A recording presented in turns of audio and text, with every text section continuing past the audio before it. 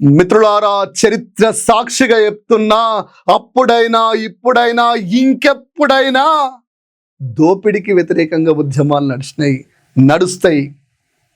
అహంకారానికి వ్యతిరేకంగా కొట్లాడతారు, ఆత్మ గౌరవం కోసం పోరాటం చేస్తారు. ఇది చరిత్ర మిత్రులారా, ఈ పోరాటాలకి, ఈ ఉద్యమాలకి పుట్టినిల్లు నా తెలంగాణ గడ్డ మీద. ఆనాడు ఇడ్లీ సాంబార్ గోబ్యాక్ అన్నా, మలిదశ ఉద్యమంలోనైనా, ఇప్పుడు మార్వాడి మీద ఉద్యమమైనా ఖచ్చితంగా ఇది అహంకారం మీద పోరాటం, మార్వాడి మాఫియాలు చేస్తున్న ఉన్మాదం మీద పోరాటం, తెలంగాణ బిడ్డల బతుకు కోసం పోరాటం. మిత్రులారా, దీన్ని ఇంకో లెక్క ఆలోచన చేయకండి.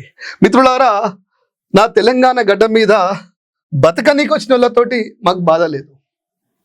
మా బతుకు మీద కొట్లాడతాం, మా బతుకు మీద దోపిడీ చేస్తాం, కొడదాం అంటేనే కొట్లాట.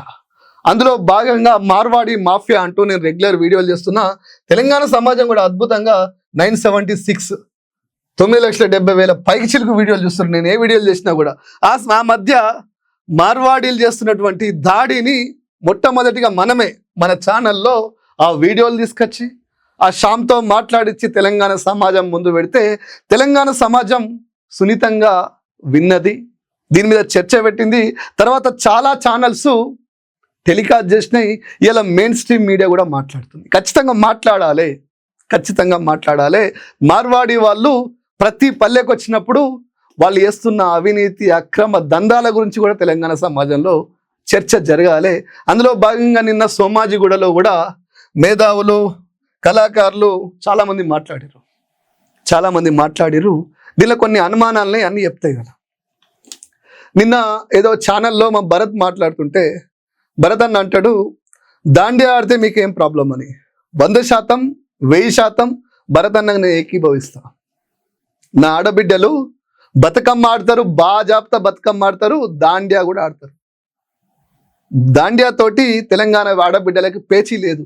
ఎవరితో పేచీ అంటే బట్టలిప్పుకొని రికార్డింగ్ డ్యాన్సులు చేసేగా చిలకలూరుపేట లాంటి డ్యాన్సులు చేస్తారు కదా, డ్యాన్సులు చేస్తారు కదా, డ్యాన్సులు ఈ తెలంగాణలో నిషేధం అంటున్నాం. గాళ్ళతో మా కొట్లాట అంటున్నాం, గాళ్ళ మీద మా కొట్లాట అంటున్నాం. నిండుగా బట్టలు వేసుకొని దాండియా ఆడితే తప్పేం కాదు. ఎటుకొడుగా మార్వాడి మీద యుద్ధం ప్రకటించినామని అయిన దానికి కాందానికి యుద్ధం ప్రకటించకండి. బతుకమ్మ అంత వీకేం కాదు, దాండియా ఆడితే బతుకమ్మని మర్చిపోతారు అనేది మూర్ఖుల వాదన. అది నిజాములు తుష్కర్లకు వ్యతిరేకంగా బతుకమ్మ ఆడినాం కదా, సంపుతుంటే కూడా బతుకమ్మ ఆడినాం కదా. ఈ దాండియా ఆడితే బతుకమ్మని మర్చిపోతారా? బతుకమ్మ అంత వీకా? అస్సలు కాదు. దాండియా అనేది షోకో స్టైల్కో ఆడతారు. మార్వాడీలో కూడా నా బొడ్డమ్మ, నా బతుకమ్మ తెలియదు, అర్థం కాదు వాళ్ళకి. నా బిడ్డలకి, నా ఆడబిడ్డలకి, నా అక్కలకు, నా చెల్లెలకి ఆమె దేవత. బతుకమ్మ అంటే మొక్కుతారు కదా, దేవతను మర్చిపోతారా? దాండియా ఆడితే అస్సలు మర్చిపోరు. 100% బట్టలిప్పుకొని రికార్డింగ్ డ్యాన్స్లు చేసే వాళ్ళకు వ్యతిరేకం, కానీ దాండియాకు వ్యతిరేకం కాదు. అట్లాగే పొట్ట కూటికి పొట్ట చేత పట్టుకొని తెలంగాణకు వచ్చే మార్వాడీలే కాదు, బీహారీలే కాదు, యూపీలే కాదు, ఎవరితోటి కూడా మాకు కొట్లాట కాదు. ఎవరితో కొట్లాడ అంటే ఆర్గనైజ్డ్ క్రైమ్ చేసి, కావాలని కుట్రలు చేసి, కావాలని తెలంగాణ వనరులను చేతబట్టి, వనరులు అంటే ఇప్పుడు మన కరీంనగర్, వరంగల్ గ్రానైట్స్ మొత్తం ఒకరి చేతులకు వెళ్ళిపోయినాయి. వాళ్ళే ఎలా దందా చేస్తారు. మొబైల్ యాక్సెసరీస్ అంతా ఒకరి చేతులకు వెళ్ళిపోయినాయి. ఆర్గనైజ్డ్ క్రైమ్ చేస్తారు. వేరే వాళ్ళకి అమ్మకుండా వాళ్ళే అమ్మేటట్టుగా, వాళ్ళకి తక్కువ ధర వచ్చి తెలంగాణ బిడ్డలకి మీద వేసి దోసుకునేటట్టుగా, వానికి ఎంత నచ్చితే అంత. ఒకటే యాక్సెసరీస్ పోతే, మొబైల్ షాప్ది పౌచ్కి పోతే ఒక షాప్లో ఒక రేటు ఉంటుంది, ఇంకో షాప్లో ఇంకో రేటు ఉంటుంది. నా జిఎస్టీ ఉండదు, నా నాణ్యత ఉండదు. జిఎస్టీ ఉండదు, నాణ్యత ఉండదు. వాడి నోటికి ఎంత వస్తే అంత తెలంగాణ బిడ్డలు దోసుక తింటారు. ఇది కరెక్ట్ కాదు అంటున్నాం. దీని మీద కొట్లాడుతున్నాం. 10 ఏళ్ళ కింద సెల్ ఫోన్లనో, గ్రానైట్లనో, ఇప్పుడు లైట్లు కనిపిస్తున్నాయి, ఈ లైట్ల షాపులలోనో, ఎలక్ట్రిక్ షాపులలోనో తెలంగాణ బిడ్డలు ఉండే వాళ్ళు ఎట్లా కనుమరుగవుతుర్రు? మా విశ్వకర్మలు ఎందుకు ఆగమయ్యారు? ఆర్గనైజ్డ్ క్రైమ్ చేస్తున్నారు. ఇది కరెక్ట్ కాదంటున్నాం. ఆర్గనైజ్డ్ క్రైమ్ గుజరాత్ నుంచి విచ్చలవిడిగా పైసలు వస్తున్నాయి. ఆ పైసలతోటి కొన్ని సంస్థలకు ముందే అడ్వాన్స్లు ఇచ్చేసి వాళ్ళ ప్రోడక్ట్ అంతా వీళ్ళ దగ్గర పెట్టుకొని వీళ్ళకి తక్కువ రేట్ వచ్చేటట్టు, వేరే వాళ్ళకి ఎక్కువ రేట్ వచ్చేటట్టు, పైగా వీళ్ళు జిఎస్టీ కట్టకుండా రాష్ట్రానికి దేశానికి ద్రోహం చేస్తూ తెలంగాణ బిడ్డల మీద దోసుకొని తినే దాని మీద నేను వ్యతిరేకిస్తున్నా. దీని మీద నేను కొట్లాడుతున్నా. అందరు మార్వాడీల మీద నేను కొట్లాడతలేను. ఇలా హైదరాబాద్ నగరంలో అద్భుతమైన బిల్డింగ్లు ఎట్లయితున్నాయి యూపీ నుంచి, బీహార్ నుంచి, మహారాష్ట్ర నుంచి, జార్ఖండ్ నుంచి కడుపు చేత పెట్టుకొని హైదరాబాద్కి వచ్చి 8 గంటలకు పారా తట్ట నెత్తినేసుకొని సిమెంట్ బ్యాగ్ మోసుకొని కష్టపడితే బిల్డింగ్ అయింది. హైదరాబాద్కి అలా యూపీ నుంచి, మహారాష్ట్ర నుంచి, జార్ఖండ్ నుంచి, మధ్యప్రదేశ్ నుంచి కడుపు చేత పట్టుకొని భార్య చేయి పట్టుకొని హైదరాబాద్కు వచ్చి ఇలా అద్భుతమైన బిల్డింగ్లలో వాళ్ళ చెమట చుక్కలున్నాయి. వాళ్ళని 100% కాపాడుకుంటాం. బతకనీకి వచ్చిన వాళ్ళని కాపాడుకుంటాం, వాళ్ళని గౌరవిస్తాం. కానీ మేము దోపిడీ చేయడానికి వచ్చినాం. మా వెనుక కొన్ని పార్టీలు ఉన్నాయి, కొంతమంది నాయకులు ఉన్నారు, వాళ్ళు ఇచ్చే పైసలు మా దగ్గర ఉన్నాయి, వాళ్ళకి మేము బినామీలుగా పనిచేస్తాం. కొన్ని సంస్థల్ని మా హస్తగతం చేసుకుంటాం. తెలంగాణ మీద మా మాఫియా ఏందో చూపిస్తాం. తెలంగాణ అస్తిత్వాన్ని దెబ్బ కొడతామంటే అస్సలు సహించు. గక్కడ కదా పంచాయి. ఇన్నేళ్ళు జైనులు, మార్వాడీలు, సిక్కులు అందరు కదా కలిసి నా తెలంగాణలో ఉన్నది. ఎవరు కూడా ఇట్లా మాఫియాని క్రియేట్ చేయలే కదా, ఆర్గనైజ్డ్ క్రైమ్ చేయలే కదా. మన ఆనందంలో, తెలంగాణ బిడ్డల ఆనందంలో వాళ్ళు పాలు పంచుకున్నారు కదా. కానీ ఇప్పుడు పైసల అహంకారంతో గుజరాత్ నుంచే వచ్చే హామీలతోటి, వాళ్ళు ఇచ్చే డబ్బులతోటి తెలంగాణలో పెట్టుబడులు పెట్టి తెలంగాణ ఇప్పుడు విశ్వనగరం అయింది కదా. ఈ విశ్వనగరంలో వాళ్ళు విజేతలు కావాలనుకుంటారు. ఇది కరెక్ట్ కాదంటున్నా. మళ్ళీ చెప్తున్నా మిత్రులారా, ఇంకొంతమంది మానసిక వికలాంగులు సోషల్ మీడియాలో ట్రోల్ చేస్తుంటారు. అగో మనం కూడా దుబాయ్ పోతాం కదా, మరి వాళ్ళని రిటర్న్ ఎలా కొడితే ఎట్లా? వీళ్ళు మానసిక వికలాంగులు ఈ మాట వాదించేటోళ్ళు. ఎందుకంటే దుబాయ్కి పోయిన వాళ్ళు ఇలా ఒక ఆర్గనైజ్డ్ క్రైమ్ చేసి షేక్ల మీద ఏం ఆధిపత్యం చేస్తలేరు. అక్కడ కొన్ని దందాలు చేస్తలేరు. ఆ దందాలతోటి ఆ దేశ అస్తిత్వం మీద దెబ్బ కొట్టే ప్రయత్నం చేస్తలేరు. 4 రోజులు పనిచేస్తారు, పిల్లల్ని వదిలిపెట్టి చెమట చుక్కలు చిందించి ఆ దేశ అభివృద్ధికి పాటుపడి 4 పైసలు కూడబెట్టుకొని వచ్చి ఇడ ఇల్లు కట్టుకొని కొడుకో బిడ్డో పెళ్ళిళ్ళు చేసి ఉంటారు, సర్వస్వం త్యాగం చేసి. చాలా మందికి తెలియదు, భార్య పిల్లల్ని వదులుకొని జీవితమే చాలా చిన్నది. అలాంటిది అద్భుతమైన జీవితాన్ని యవ్వనం మొత్తం మా దేశానికి త్యాగం చేసి వస్తారు. వాళ్ళతో పోలుస్తున్నారా ఇడియట్స్?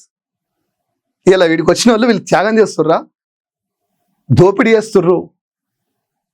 దుబాయ్కో, మస్కెట్కో, కువైట్కో పోయేటోళ్ళు వాళ్ళ యవ్వనాన్ని త్యాగం చేస్తుర్రు. ఈ మార్వాడీలు నా తెలంగాణను దోపిడీ చేస్తున్నారు. వీళ్ళకి పోల్చకండి. అందుకనే మానసిక వికలాంగులు అంటున్నా. దయచేసి అర్థం చేసుకోండి. తెలంగాణ బిడ్డగా చెప్తున్నా. మిత్రులారా, మళ్ళీ చెప్తున్నా, మార్వాడీలు ఆర్గనైజ్డ్ క్రైమ్ చేస్తున్నారు. ఎంత ఆర్గనైజ్డ్ క్రైమ్ చేస్తున్నారు అంటే వాళ్ళకి ఎంత అహంకారం, ఎంత బలుపు ఉందంటే అందరిని అంటలేను, కొంతమందిని. ముఖ్యంగా మార్వాడి రాష్ట్ర అధ్యక్షుడిగా ఉన్న విఘ్నేష్ గాడు, వాని పైసల బలము, వాని కావురము ఒక ఛానల్లా తెలంగాణ బిడ్డలు తాగి పడుకుంటారంటావురా. ఎవనివిరా నువ్వు? ఎక్కడి నుంచి వచ్చినవరా లోఫర్? అధికారం మదం ఉంటే నీ ఇంట్లో పెట్టుకో, నీ గుజరాత్కో, నువ్వు ఎక్కడి నుంచి వచ్చినావు గాడికి పారిపో. నా గడ్డ మీద ఉట్టి, నా గడ్డ మీద పెరిగి, నా గడ్డ మీద ఉన్న బిడ్డలని నువ్వు కామెంట్ చేస్తావా? ఎంత ధైర్యం రా నీకు? నీ వెనుక ఎవడున్నాడని గుర్తున్నావురా? మేము మొదలెడితే తరిమేస్తాం బిడ్డ, నీ ఆస్తులు గీస్తులు కాదు చక్కగా దెంగేయాల్సి వస్తుంది అని రికార్డు చెప్తున్నా. ఒక మార్వాడి సమాజానికి అధ్యక్షునిగా ఉండి, జైన్ల సమాజానికి గౌరవాధ్యక్షుడు ఏదో ఉండి ఇవారా నువ్వు మాట్లాడేది? లోఫర్. నిజంగా మార్వాడి మంచి కోసం చేయాలనుకుంటే వాడెవడో తప్పు చేసిండన్నా వాళ్ళని కామెంట్ చేయండి అన్నా అని మాట్లాడాలి. గట్లా మాట్లాడాలి. అదొదిలేసి మేము చేతులకు గాజు వేసుకోలేము అంటే ఎవరిని బెదిరిస్తున్నావురా? నీ వెనుక ఎవడున్నాడు రా? ఇంత అహంకారం ఎక్కడిదిరా నీకు? ఇంత మదం ఎక్కడిదిరా నీకు? ఎవరిని చూసుకునే గుర్తున్నావు అంటున్నా. తెలంగాణ గడ్డ మీద పుట్టినానోడు ఇదేనా మాటలు నువ్వు మాట్లాడేది? నేను ఈయన్నే ఉన్నా, ఈయన్నే నాది అని చెప్పి నువ్వు మార్వాడికి ఇంకా అధ్యక్షుని ఎట్లయినావు రావులా? ఇప్పుడు బయట కొంతమంది మార్వాడీలు కనిపిస్తారు, ఆత్మీయంగా మాట్లాడతారు, ఆత్మీయంగా కలుసుకుంటారు. మాకు వాళ్ళతో పంచాయి లేదు. నీలాంటి నలుగురు లోఫర్గాళ్ళు ఓ వ్యవస్థనే చెరబట్టి ఆర్గనైజ్డ్ క్రైమ్ చేసే వాళ్ళ మీద మా కోపం. అది అర్థం చేసుకొని అయ్యో పొరపాటు జరిగింది, ఆ కొట్టిన వాడిని ఖచ్చితంగా శిక్షించుర్రి, మేము కూడా దాన్ని ఒప్పుకుంటలేమంటే ఎంత హుందాగా ఉండదు రావులా? ఇలా నీ అహంకారంతో మార్వాడిని ఇంకా పెద్ద విలన్గా తయారు చేసి పెట్టిన సమాజంలో. ఇలాంటి లోఫర్గాలను ఎన్నుకున్నందుకు వాళ్ళు బాధపడాలి. అలా సారీ టు సే, నా బిడ్డల్ని తాగుబోతులు అంటే నేను ఎందుకు ఊరుకోవాలి? నా బిడ్డలకి పని కాదు, శాత కాదు అంటే నేను ఎందుకు ఊరుకోవాలి? నేను చేతులకు గాజులు వేసుకోలేదు అని ధమ్కీలు ఇస్తుంటే ఈ గడ్డ మీద ఉట్టి నేను ఎందుకు మౌనంగా ఉండాలి? తెలంగాణ బిడ్డలకే ఇది పూర్తిగా వెళితే బతుకుతావా తెలంగాణలో? ఇది కరెక్ట్ కాదు, ఇది కరెక్ట్ కాదు. మళ్ళీ చెప్తున్నా, మార్వాడీలు బతకనీకొచ్చిన మార్వాడీలతోటి తెలంగాణ బిడ్డలకు పేచీ లేదు. తెలంగాణ బిడ్డల బతుకు తెరువు మీద కొడతామంటేనే పేచీ కొట్లాట. దయచేసి అర్థం చేసుకోర్రి, వేరే లెక్క అర్థం చేసుకోకుర్రి. మిత్రులారా, ఇంకా చాలా విషయాలు మాట్లాడదాం. తెలంగాణ సమాజంలో ఏం జరుగుతుంది, అసలు ఎటు పోతుంది తెలంగాణ సమాజం, ఏంది ఏం కథ మీకు చెప్పే ప్రయత్నం చేస్తా.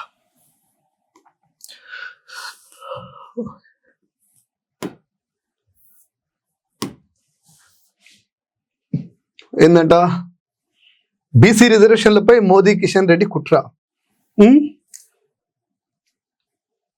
ఏదో ఉంది. కాళేశ్వరం రిపోర్టు ఇక పబ్లిక్ డాక్యుమెంట్, అసెంబ్లీలో చర్చ తర్వాత ప్రజల్లోకి అందుబాటులోకి తెలుగులో ట్రాన్స్లేట్ చేస్తున్నమాట. ఇది ఒకసారి మంచిగా చూపి రాజు. కాళేశ్వరం రిపోర్టు ఇక నుంచి పబ్లిక్ డాక్యుమెంట్ చేస్తారట, అసెంబ్లీలో చర్చ తర్వాత ప్రజలకు అందుబాటులో తెస్తాడట, అన్ని గ్రామాలకు పంచాలని నిర్ణయం చేసినట. ఇది నా రాష్ట్ర ముఖ్యమంత్రి.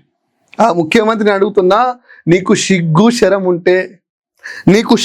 శరం ఉంటే గా మీరు మార్చినటువంటి ప్రభుత్వం, కేంద్ర రాష్ట్ర ప్రభుత్వాలు రాయించినటువంటి ఈ డాక్యుమెంట్ కాదు, నా తెలంగాణ రైతాంగానికి ఇవ్వాల్సిన యూరియా ఇచ్చి మాట్లాడు. నువ్వు మగవనివైతే, నీకు పాలన చేతనైతే ఏమన్నావు? నువ్వు అన్ని గ్రామాలకు కాళేశ్వరం రిపోర్టు పంచుతా అన్నావు కదా.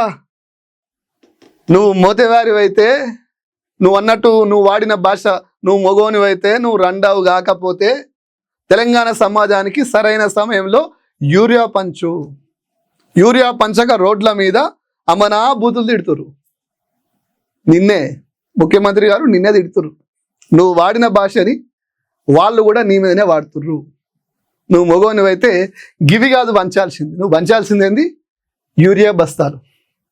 నువ్వు ఇవ్వాల్సిన ఏంది? 6 గ్యారంటీలు. నువ్వు ఇస్తా అన్న 6 గ్యారంటీలు ఇవ్వాలి. ఆడపిల్లలకు స్కూటీలు ఇస్తా అన్నావు కదా, చదువుకున్న వాళ్ళకు లక్షలు ఇస్తా అన్నావు కదా, ఇస్తావా? మరి ఇవి మంచి శక్తి ఉన్నదా? ఇవి ఎన్ని రోజులు డ్రామాలు ఆడతావు? కాళేశ్వరం ఎన్ని రోజులు ఈ డ్రామాలు? ఒకసారి ఆలోచన చేయాలి. తెలంగాణ సమాజం కూడా 2 ఏళ్ల కింద 300 పైచిలకు పిల్లర్లు ఉంటే ఒక 2 ఇయర్స్ కుంగితే 2 ఏళ్ల నుంచి ఈ డ్రామాలు ఆడుతుర్రే. పక్క రాష్ట్రం చంద్రబాబు నాయుడు పోలవరం ఎన్డీఏ వాళ్ళు కడుతుంటే, కేంద్రం సొంత పైసలు పెట్టి కడుతుంటే 2020 2022 నిన్నగాక మొన్న 10 మీటర్ల వెడల్పుతోటి 7-8 మీటర్ల కిందికి కుంగింది. దాని మీద 24 గంటలలో పని స్టార్ట్ అయింది. వాళ్ళకి ఆ రాష్ట్రం మీద ఉన్న సోయి గది. నువ్వు తెలంగాణకి చేస్తున్న ద్రోహం ఇది. 20 నెలలాయే కనీసం దాని మీద తట్టడి మట్టి తీయకపోతుంది. కాళేశ్వరం బాగుంటే తెలంగాణ రైతాంగానికి నీళ్ళు వస్తే పంట కొనే శక్తి లేదు, బోనస్ ఇచ్చే దమ్ము లేదు, యూరియా ఇచ్చే మగతనం లేదు. పైగా నువ్వు అది వంచుతా ఇది వంచుతా, ఏం వంచవు. ఏమైనా వంచేది నీతోటి అయితే ఊరూరికి క్వార్టర్లు వంచుడు తప్ప, వైన్స్ రూపంలో, బెల్ట్ షాప్ల రూపంలో క్వార్టర్స్ తప్ప 90లు తప్ప నువ్వు ఏం పంచలేవు, నీతో ఏం కాదు, అది నీకు కూడా తెలుసు.